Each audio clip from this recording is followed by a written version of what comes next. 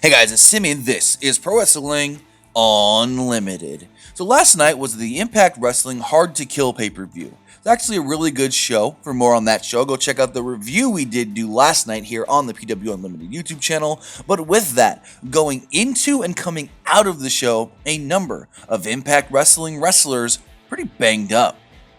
So as far as issues going into the show, the night before the pay-per-view, Ethan Page ate at a restaurant in Dallas, Texas, where the show took place, and ended up suffering a case of salmonella.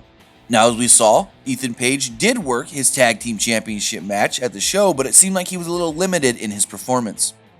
Speaking of the tag team championship match, Rich Swann was also injured over the weekend, hurting his ankle at the Bash at the Brewery show, and was unable to compete last night. Willie Mack ended up working the tag team title match as a handicap match.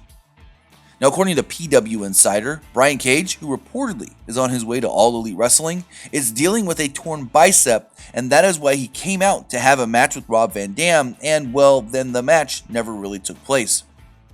As far as injuries coming out of the show, it is said that Madman Fulton suffered a shoulder injury towards the end of his match with Ken Shamrock. Ace Austin stated after his match that he may have hurt his eardrum during the match with Trey Miguel.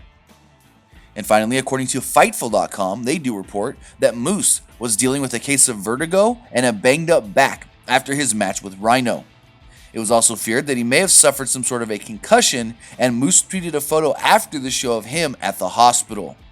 Look, that it does look like a number of Impact Wrestling wrestlers were banged up after the show, and if we do hear anything further on any of their conditions going into this week's TV tapings, we'll have it for you right here on Pro Wrestling Unlimited. But that's going to do it for this episode. Remember to comment below, like and share this video, like us on Facebook, Instagram, and Twitter, and subscribe right here on YouTube.